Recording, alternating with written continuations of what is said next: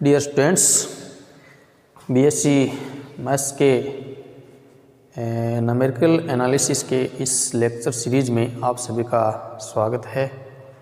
आज हम numerical analysis में नेक्स्ट टॉपिक है न्यूमेरिकल सॉल्यूशन को पढ़ेंगे। पिछले वीडियो में हमने न्यूमेरिकल एनालिसिस में जो न्यूमेरिकल इंटीग्रेशन थे, संख्यात्मक समाकलन, वो हमने पढ़े थे। आज उसी से नेक्स्ट यूनिट में हम पढ़ते हैं numerical solution of algebraic and transcendental equation. तो न्यूमेरिकल सॉल्यूशन ज्ञात करते हैं अलजेब्रिक यानी कि बीजीय और अबीजीय जो समीकरण हैं, बीजीय और अबीजीय समीकरण, उनका हल हम न्यूमेरिकल एनालिसिस में कैसे ज्ञात कर सकते हैं। तो इसमें हम दोनों तरीकों के समीकरण देखते हैं। बीजीय समीकरण भी है, अबीजीय समीकरण भी होती है। बीजीय समीकरण क्या होती है? बीजीय समीकरण जैसे एक बीजीय फलन से बनी हुई समीकरण है जिसमें सिर्फ बीजीय फलन ही हो, x की घात के पद हो, वो बीजीय समीकरण है। और अबीजीय समीकरण क्या होती है? अबीजीय समीकरण में बीजीय पदों के अलावा हमारे पास sin x के, cos x के, tan x के, इस प्रकार के भी फलन हो, जैसे x² plus 2 sin x plus e की पावर x इक्वल टू 0। तो इस प्रकार की कोई इक्वेशन है उसको हम अबीजीय समीकरण कहते हैं। तो और बीजीय फलन x² प्लस 2x प्लस 1, इस प्रकार के समीकरण है, ये एक बीजीय समीकरण होती है। इन दोनों का ही समीकरण जो दोनों का ही हल है वो आज हम इसमें देखते हैं। तो इसके हल ज्ञात करने के लिए हम इससे टॉपिक का जो ये लेक्चर है इसमें हम 3 तरीके की मेथड का अध्ययन करेंगे। पहली है ग्राफिकल मेथड। ग्राफिकल मेथड है यानी कि ग्राफिकल ग्राफ बना के हम जो हल करते हैं, ग्राफिकल मेथड है। सेकंड जो मेथड है वो है बाइसेक्शन यानी कि द्विभाजन बोलते हैं इसको, द्विभाजन विधि। तो ये है सेकंड मेथड। और इसकी जो थर्ड मेथड होती है वो है रेगुला फासी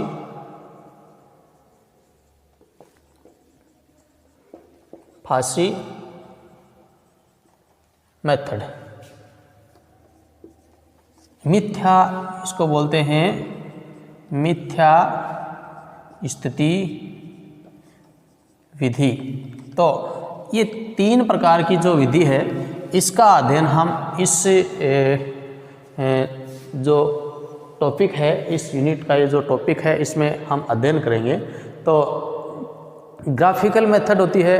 ग्राफिकल मेथड को हल करने के लिए हम किसी भी बीजीय समीकरण है, कोई बीजीय समीकरण दी हुई है, उसका ग्राफ बना के हल करेंगे।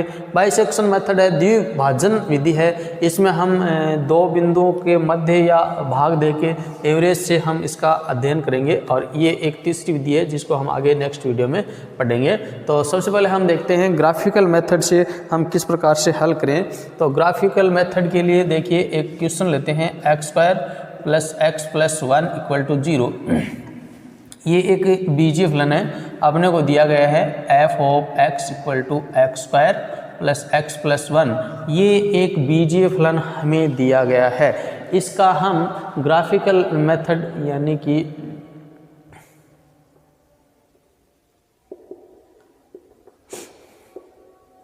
ग्राफिकल मेथड से इसको हल करना है, ग्राफीय विधि से इसको हल करना है। तो कैसे हल करेंगे? तो ग्राफीय विधि से हल करने के लिए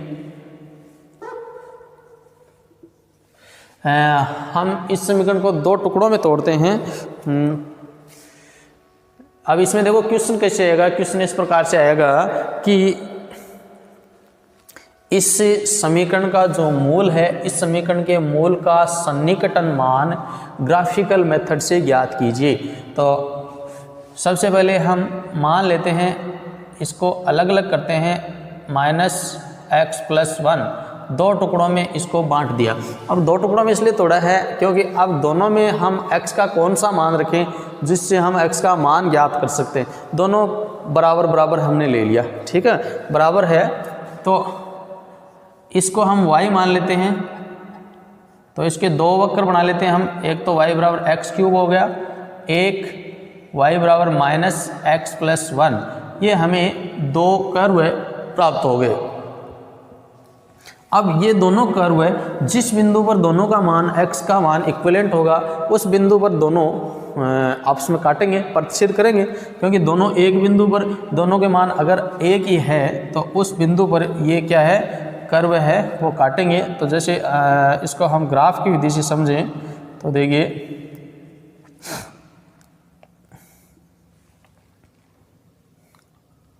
माइनस का 2 प्लस का 0 -2 -4 2 4 2 4।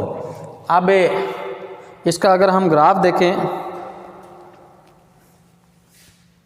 इधर माइनस का एक्स एक्स वाई एक्स, तो पहला जो ग्राफ है y बराबर एक्स क्यूब, इसका ग्राफ कैसे प्राप्त होता है, इसका इस प्रकार से ग्राफ प्राप्त होता है जो मूल बिंदु से जाने वाला है। दूसरा जो ग्राफ है वो मूल बिंदु से जाने वाला नहीं है, 0 पर इसका मान -1 आएगा, तो ये -1 है। x का मान अगर हम 0 लें तो -1 आएगा, और x का मान अगर हम -1 लें और अगर x का मान अगर हम इसमें देखिए इसका ग्राफ बनाएं तो x का मान अगर हम 0 लेते हैं तो y का मान आएगा -1, 0 पर इसके बीच में आएगा -1। और अगर x का मान हम -1 लें तो y का 0 आएगा, तो इसका जो ग्राफ होगा -1 और -1 को तोड़ते हुए ये ग्राफ हमें इसका प्राप्त होगा, ठीक है। ये हो गया y बराबर एक्स क्यूब और ये हो गया y बराबर -x प्लस 1। ये दोनों ग्राफ इस बिंदु पर काट रहे हैं, ठीक है, इसको P मान लेते हैं। P बिंदु पर ये दोनों बिंदु है वो ग्राफ में काटते हैं। तो इसमें देखो एक्चुअल जो स्थिति है वो हमें इसकी ग्राफ से पता लगेगी।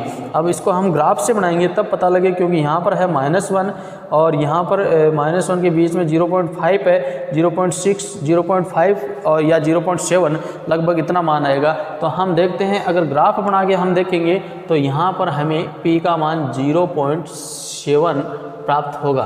तो 0.7 में ये दोनों जो ग्राफ है इस बिंदु पर काट रहे हैं, अतः इसका जो प्रथम सन्निकटन मान है मान x बराबर माइनस का 0.7, इसका हल हमें प्राप्त होगा, ठीक है। तो इस प्रकार से ग्राफ को हम दो टुकड़ों में तोड़ के ग्राफ बना के उस विधि से ग्राफिकल मेथड से समीकरण को हल कर सकते हैं। तो दी गई समीकरण का वास्तविक मूल है हमें 0.7 प्राप्त हुआ। नेक्स्ट देखते हैं द्विभाजन विधि।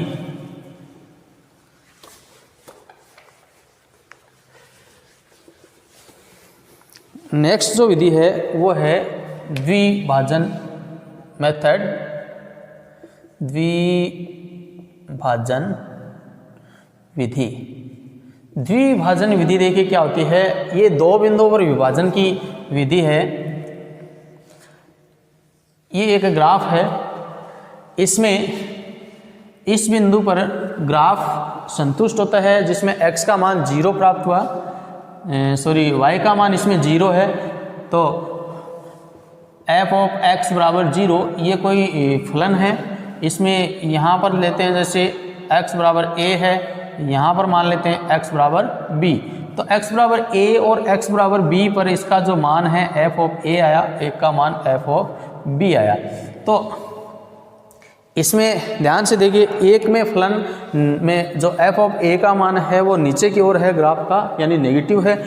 b का मान ऊपर की ओर है तो ये मान क्या है, पॉजिटिव है। इन दोनों को अगर हम मल्टीप्लाई करें f of a dot f of b तो क्या होगा, 0 से कम आएगा हमेशा। एक अगर 0 से छोटा है नेगेटिव, एक पॉजिटिव, अगर इन दोनों को गुणा करेंगे तो ये जो मान है वो 0 से कम आता है। अतः हम कह सकते हैं कि इसका जो हल होगा वो a और b के बीच में हमें प्राप्त होता है। तो इसका जो प्रथम सन्निकटन मान आएगा, प्रथम सन्निकटन जो मान होगा वो a प्लस b है, इसका हम एवरेज लेते हैं। तो सबसे पहले द्विभाजन विधि में जो अंतराल दिए हुए होते हैं उन अंतराल में हम देखते हैं कि कौन से में नेगेटिव है, कौन से में फलन का मान पॉजिटिव है। तो अगर हमें ये पता चल जाए कि इस बिंदु पर नेगेटिव है, इस बिंदु पर पॉजिटिव है, तो इन दोनों का जो एवरेज मान होता है वो उसका निकटतम मान हमें प्राप्त होता है। तो ये है इसकी द्विभाजन मेथड। क्वेश्चन लेते हैं, देखिए इसका एक क्वेश्चन है, द्विभाजन विधि से, द्विभाजन विधि से, द्विभाजन विधि से अंतराल 0-1 कोई अंतराल दिया हुआ है, 0-1 में x4 plus 2x cube minus x minus 1 equal to 0, x4 plus 2x cube minus x minus 1 equal to 0 का वास्तविक मूल ज्ञात कीजिए। वास्तविक मूल ज्ञात कीजिए। तो इस विधि से हम इसके वास्तविक मूल ज्ञात करते हैं। तो देखिए यहाँ पर हम जो फलन हमें दिया हुआ है x4 2x cube minus x minus 1 बराबर 0, और अपने पास a और b के जो मान दिए हुए हैं वो 0 और 1 है।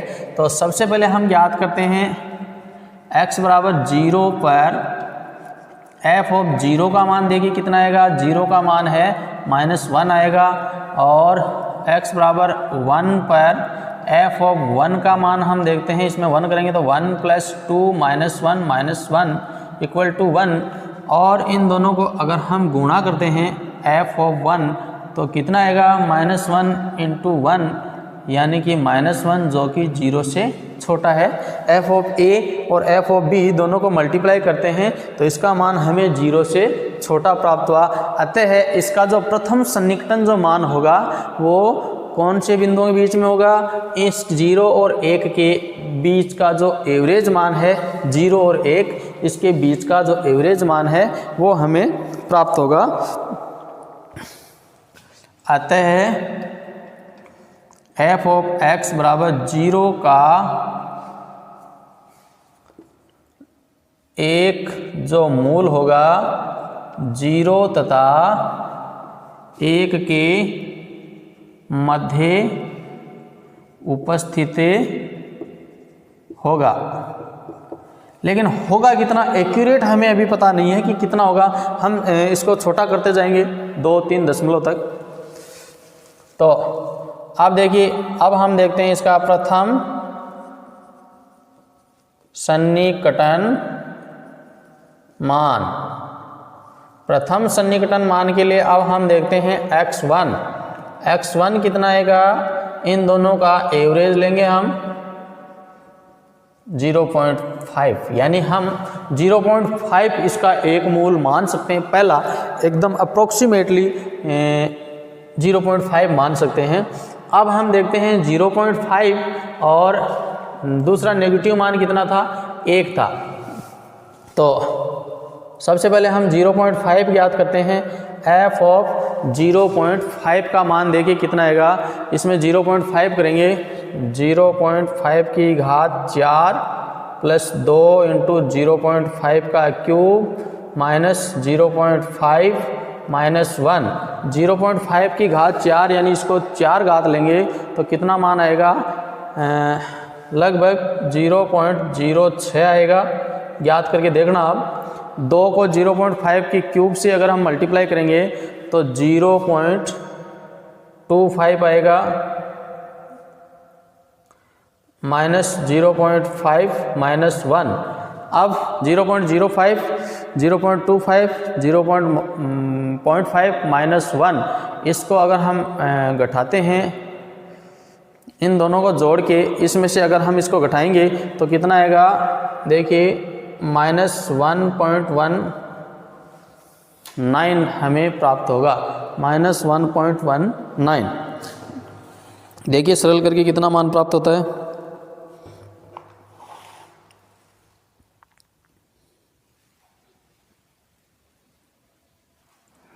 ठीक है, इसका जो मान है वो हमें नेगेटिव प्राप्त हुआ।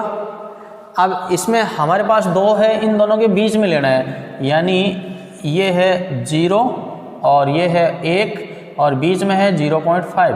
0.5 पर हमें जो मान हुआ वो नेगेटिव प्राप्त हुआ, 0 पर जो मान है वो भी नेगेटिव होता है, इस पर जो मान है वो पॉजिटिव आता है, इस पर जो मान वो नेगेटिव आता है, इस पर भी मान है वो नेगेटिव आया। इसका मतलब ये भी नेगेटिव है, ये भी नेगेटिव है।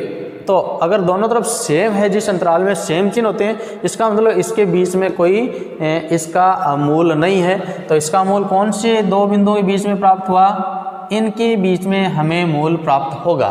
तो और अगला निकटतम मान ज्ञात करते हैं।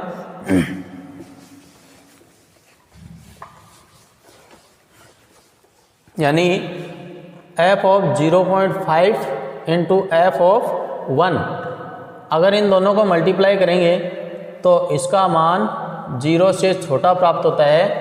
अतः दी गई समीकरण का मूल 0.5 तथा 1 के बीच स्थित होगा। ठीक है, इससे हमें पता लग गया कि 0.5 और 1 के बीच में हमें इसका मूल्य प्राप्त होगा। तो अब हम लेते हैं प्रथम के बाद में द्वितीय सन्निकटन मान। तो द्वितीय सन्निकटन मान में अब हम देखिए कौन कौन से मान लिया हमने। 0.5 और 1 के बीच में हमने लिया है 0.5 और 1। तो अब हम देखते हैं x2 0.5 प्लस 1/2। तो इन दोनों को जोड़ेंगे तो कितना आएगा, 1.5 का आधा 0.75। तो नेक्स्ट जो मान हमें अप्रोक्सीमेटली वैल्यू प्राप्त हुई 0.75। हमारे पास जो मान है वो 0.5 है, ठीक है, और यहाँ पर 1 है और इसके बीच में हमने नया मान हमने देख लिया 0.75। अब इसमें पॉजिटिव आया, इसमें हमें नेगेटिव प्राप्त हुआ। अब हम इसका मान देखते हैं 0.75 पर मान पॉजिटिव आएगा या नेगेटिव आएगा। तो 0.75 इसमें रखते हैं f ऑफ 0.75। तो 0.75 की घात 4 प्लस 2 इंटू 0.75 की घात 3 माइनस 0.75 माइनस 1। तो इसको भी हम सरल करेंगे कैलकुलेटर से। 0.75 की घात 4 लेते हैं तो इसका जो मान आएगा वो लगभग 0.3 के लगभग आएगा, प्लस इसका मान 0.84 आएगा, माइनस 0.75 माइनस 1। इसको सरल करना आप, ये इसके मान आएंगे सरल करने के बाद में। तो अब इसको सरल करते हैं तो माइनस का 0.59 हमें इसका जो मान है वो नेगेटिव प्राप्त होगा। ठीक है, यानी ये नेगेटिव है। अब इस पे हमने देख लिया इसका मान भी हमें क्या प्राप्त हुआ, नेगेटिव प्राप्त हुआ। तो अगला जो नेक्स्ट जो मूल होगा वो इसके बीच में नहीं होगा, इसके बीच में, यानी इन दोनों के बीच में अगला नेक्स्ट मूल हमें प्राप्त हुआ।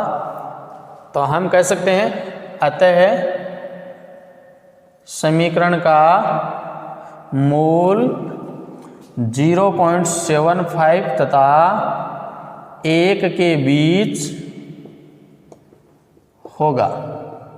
ठीक है, यानी हम इसको छोटा करते जा रहे हैं, छोटा करते जा रहे हैं, लास्ट तक देखते हैं 0.5 और 1 के बीच में हमें इसका मूल प्राप्त होता है। तो एक और चेक करते हैं 0.5 और 1 के बीच में।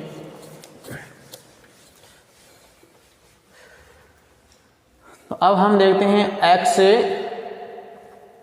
x3 आएगा 0.75 प्लस 1 1/2, तो 0.75 प्लस 1/2, तो 1.75 का आधा कितना होता है? 0.875, ठीक है। 0.875 हमें प्राप्त हुआ, यानी अब नया मान और आ गया, यहाँ पर मान लेते हैं 0.875।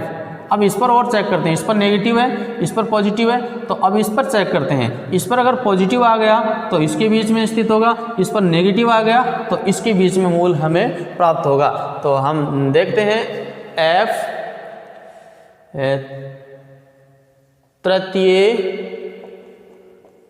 सन्निकटन मान चेक करते हैं, तो x3 हमें आ गया प्राप्त 0.875।